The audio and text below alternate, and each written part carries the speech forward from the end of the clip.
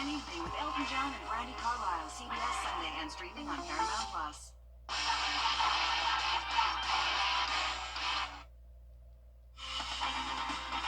Live from Augusta, breaking news.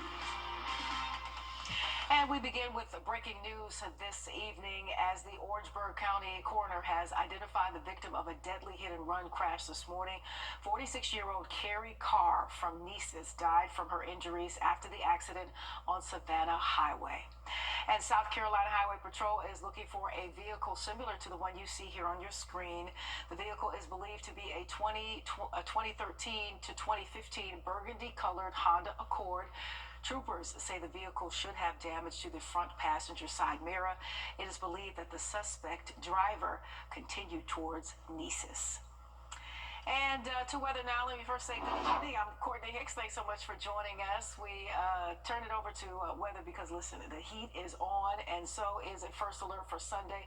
First Alert meteorologist Mikhail Hanna-Harney is here as you've been tracking this for us all day today. Mikhail. That's right, Courtney. We're taking a live look over the dam tonight, and it's 74 to the storm chances coming up. All right, Mikhail, we'll stand by. Thank you. And as we move closer to the weekend and Sunday's possible severe weather, it's important to stay updated on the forecast. You can scan the flow code on your screen to download the First Alert Weather app.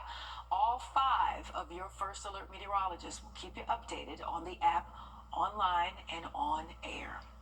And the traffic flow on Whiskey Road could be changing in the future, but not everyone in Aiken is excited about the idea of the Powder House Connector project.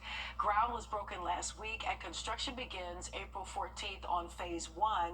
Tonight, the public had their chance to speak directly to officials about why they feel the project will lead to even more headaches. With that, we bring in your Kennedy Payne. She was at Odell Weeks Activity Center for tonight's meeting. She joins us now live from Whiskey Road. And Kennedy, how did the meeting go tonight? Yeah, there were many people that came out to voice their concerns, and the city says that's good. It's important. That's what they want. They want to hear from you because your comments will be taken into consideration for the final phase.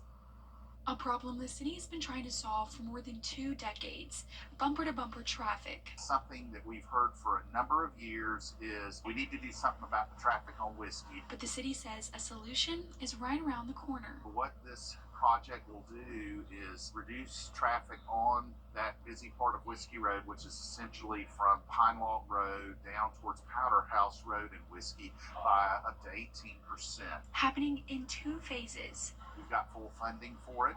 It's a mix of local, state, and federal funds. The footprint of the road is through mostly undeveloped property, so it will minimize impacts to existing businesses and buildings. Bob Van Pelt lives near Whiskey Road. He says he has concerns about phase 2. If you look at that area, it's populated by a lot of wildlife. We got deer, fox, we have eagles. They want to go through the wetland area and then through this forest. The proposed road has bike lanes. Who is going to ride a bicycle from East Pine Log onto Whiskey Road? He says he isn't sure how much the project will actually help. You're not going to reduce by 18%. You're going to move more people onto Whiskey. You have the apartments behind PetSmart. You have the apartments just built across the street from Lowe's Foods. All those people come onto Whiskey Road. Van Pelt says he worries about the future of Aiken, and he hopes the city listens to their concerns. It's going to be a nightmare. It is now, but it'll even be worse. Phase 1 construction will last about 16 months, and then that's when phase 2 will start. And the city says they expect the entire project to take about 2 to 3 years to complete. Yeah, but lots of debating still ongoing. Thank you so much, Kennedy, for that update. We appreciate you. Have a good evening. The Sand Hills Neighborhood Association honored Augusta's historic Masters Tournament Championship Black Caddies today by unveiling a 25-foot team mural. Take a look.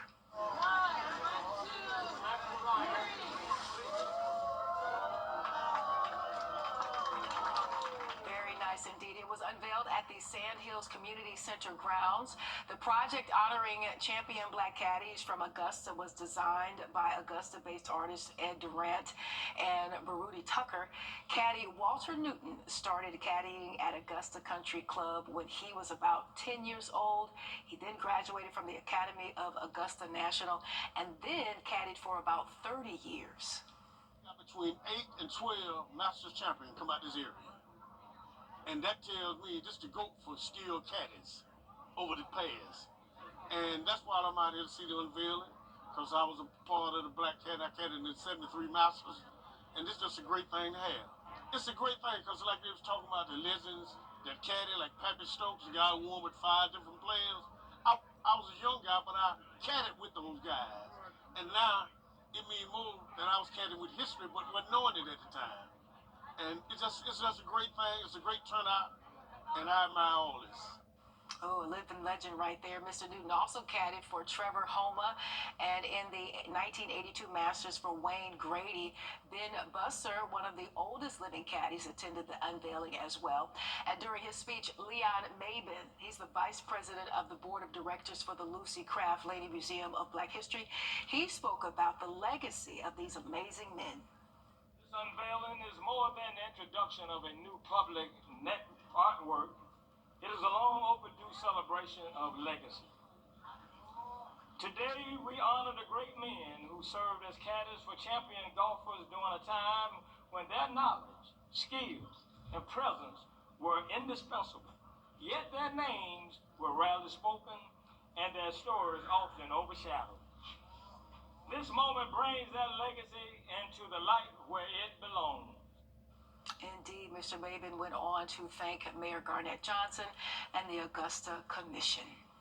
And we're going to go to South Carolina now, where multiple safety alerts are in Beach Island. Boil water advisories are in place for Pine Log Road between Glenwood Drive, Hillman Street, Keys Dairy Road, and the Oxford Place neighborhood, along with Scarborough, Emory, and Adesto Drives, and from 480 Beach Island Avenue to Lamar Drive. As for why, Beach Island Water says there are several ongoing projects to replace the aging infrastructure, and 2 water lines were hit during those projects in 2 different locations. So you're going to have to make sure to boil your water for at least 1 minute before drinking or cooking with it.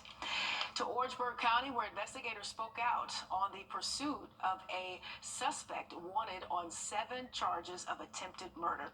The sheriff's department says they are searching for 18-year-old Sincere Gibbs from Sumter. Deputies were called to a party on 5 Chop Road where 7 people were injured by gunfire and 3 others were trampled. Sheriff Wrdw had this to say about the suspect. He's not going to rest. I'm not going to rest. My people are not resting. And he definitely can't rest until he goes to jail. He can run, but he can't hide. Gibbs was actually out on bond for an armed robbery, and he even disabled his ankle monitor last month. Anyone with information is asked to please call the Orangeburg County Sheriff's Office. And President Trump's new tariffs